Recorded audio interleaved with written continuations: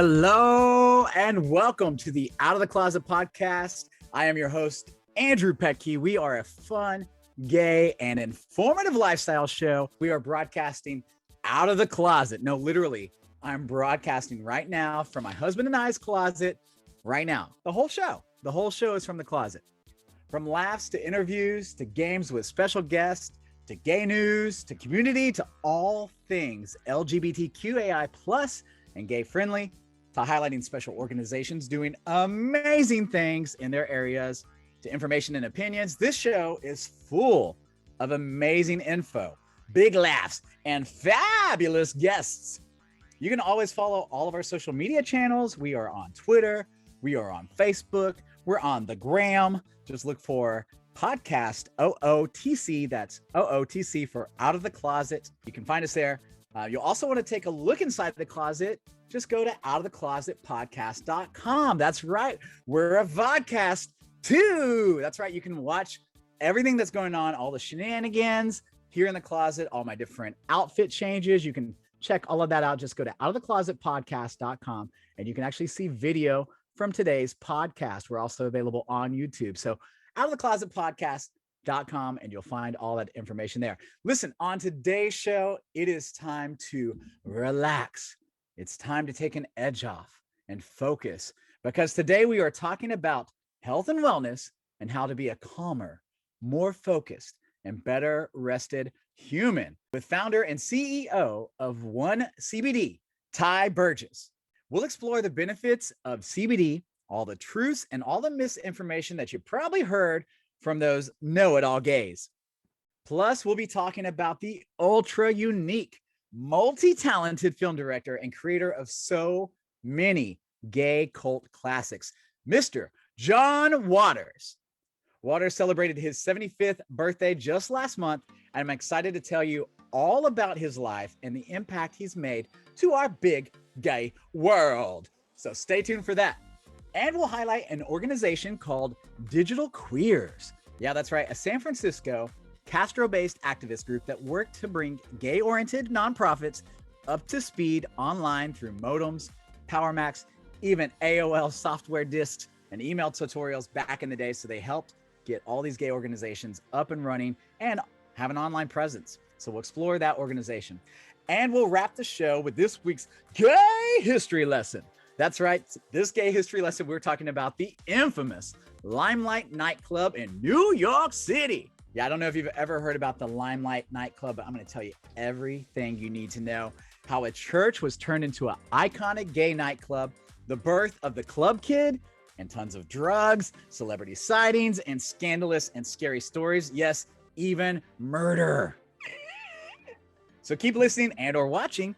We're going to have a great, fabulous, and fun-ass time on this podcast. In fact, I really would like you to get involved. I'd like to hear from you. If you have ideas for the show, if you'd like to see anything on the show, or if you'd like to nominate a charity for an upcoming podcast, just reach out to me at andrew@outoftheclosetpodcast.com. That's my email.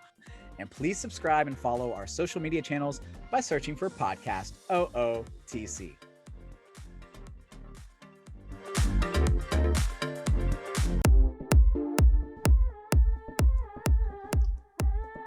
All right, guys, today on the show, if you have stress, if you have anxieties, if you have trouble focusing, maybe chronic pain and or depression, listen, you are definitely not alone.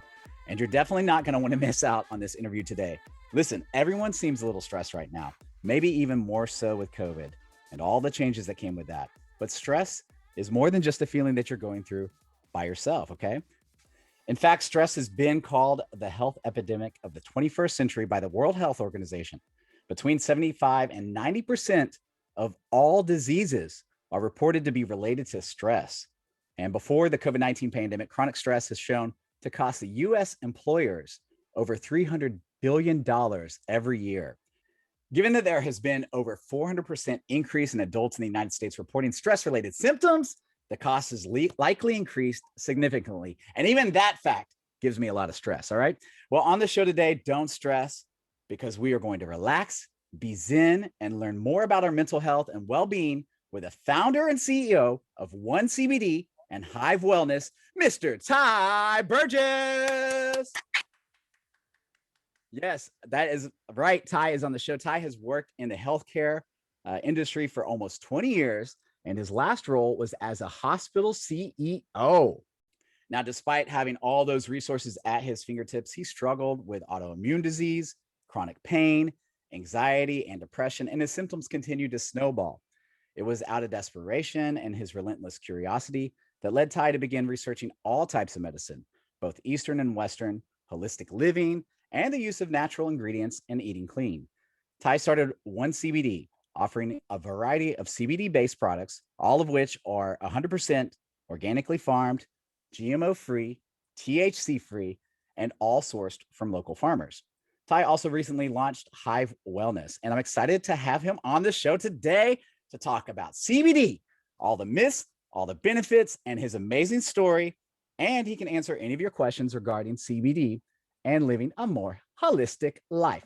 Welcome to the show for the first time ever, Ty Burgess. Woo! Thanks for having me. Of course. Welcome to the show, Ty. First of all, before we even get started, I want to tell everybody thank you. You're one of our amazing sponsors here on the show. So you've heard Ty's voice before on the show, but this is his first time to actually interview on the show. So I'm so happy to have him on the show. I, for one, use his products. But before we even get into One CBD, before we get into Hive Wellness, let's talk about you. Let's talk about your background. Tell everybody that's listening to the podcast kind of your background, your story, coming out story, and how you started One CBD. All right. It's a long story. Let me see if I can truncate that for you. Yeah, no problem. So let's see. So I grew up in Oklahoma, actually between two small towns. My parents were divorced, so I went between a small town called Kemp, which had about 200 people, and another town called Boswell, which had about 2,000 people. And so I lived there till I was about 16, and I moved here to Dallas. Well, so you grew up in a small town like Kemp, Oklahoma, and so, Right. coming out in, I grew up in Texas. So, being in the South, it's already kind of hard to come out as it is. But, when you're in a small town, everyone knows your business. So was that an easy step for you to come out? And how was that? Well, I didn't come out until I was here in Dallas. So it was kind of an unspoken thing, as you probably know, is all too familiar in some families. Yeah. Um, what? It was surprisingly smooth. I think the struggle was more with me than anyone else, to be honest with you. Mhm. I didn't even know what gay meant. I probably knew when I was I know this sounds crazy, but about 4 years old, that something was different I don't with think me. it sounds crazy at all. I can relate.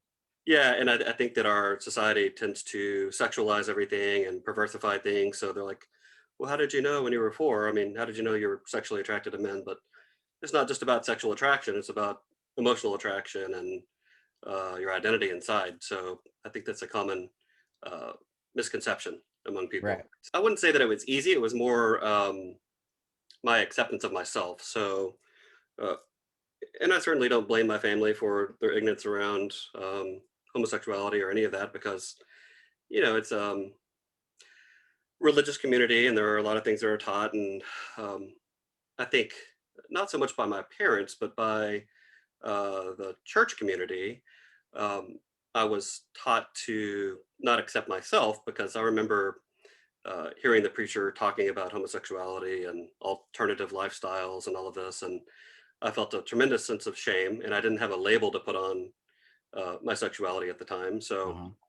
when I moved here, um, I started working in the hospital here when I was 16, and I'll get to that here in a minute. And started to meet other gay people, and I was in the city, and I went from a class of 18 to about 800, so there was a lot more Whoa. diversity.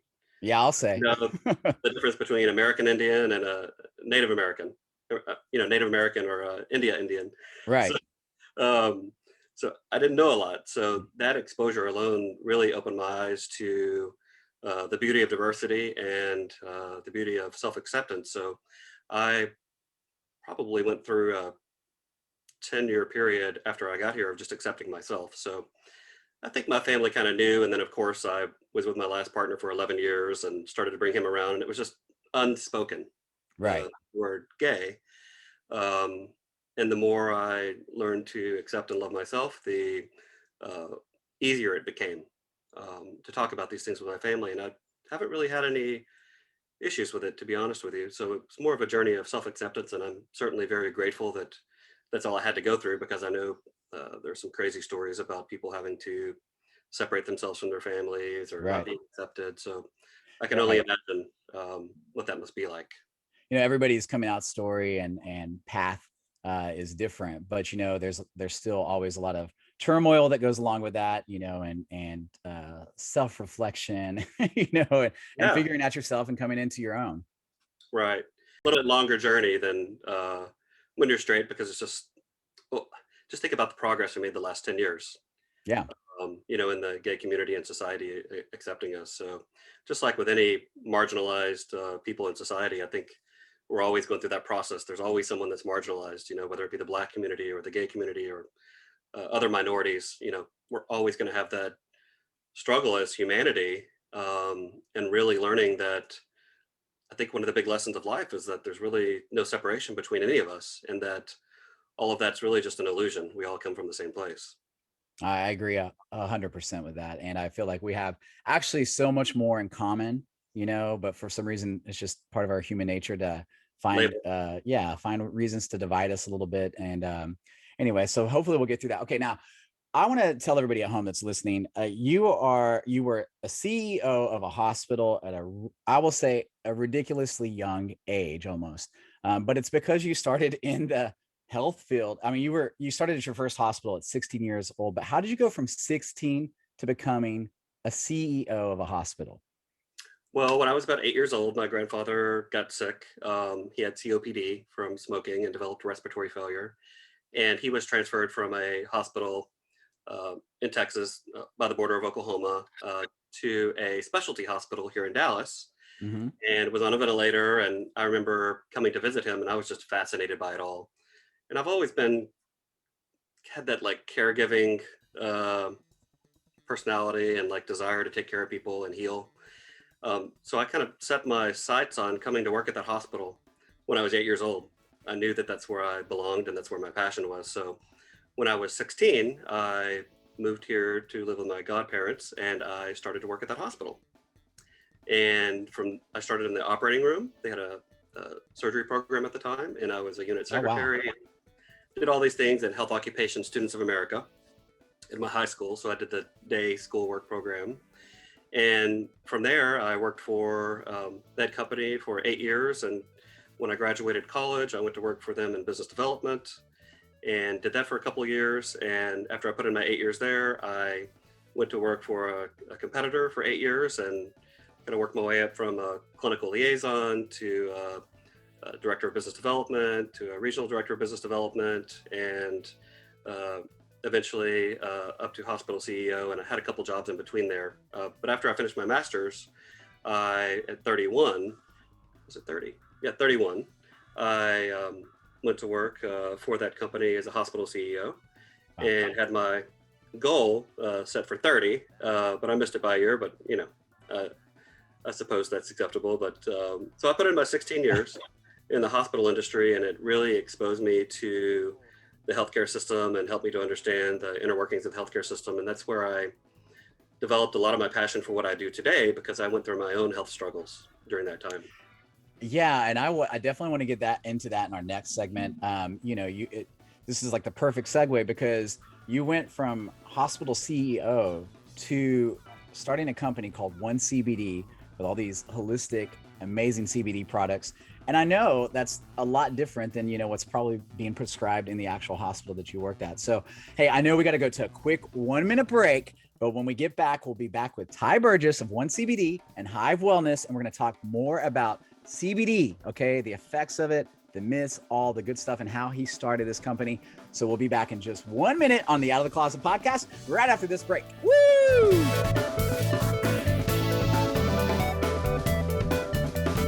Hey, it's Andrew. Do you have a business or a service that you would like to advertise on the Out of the Closet podcast? Well, if you do, I'd love for you to become a sponsor of the show. We can get your business in front of our amazing LGBTQAI+ and ally listeners who can't wait to hear all about your company. Plus, it's really super affordable. Right now, you can be included on 4 podcasts for just $250. Want to get started? Email me at andrew@outoftheclosetpodcast.com. Thank you. Hi, I'm Ty Burgess, founder and CEO of 1CBD, and I'm here to talk to you about bringing some balance back into your life, because everyone knows we can all use a little balance right now, and we have a special offer for Out of the Closet listeners today. To learn more, visit us at 1CBD.com. That's ONECBD.com, and use discount code OUT for 50% off your first order. I'm so confident that you'll love adding 1CBD to your routine that if you aren't completely satisfied, we'll refund your entire order. No questions asked. 1CBD.com. Take our free quiz to see which product is right for you. That's ONECBD.com.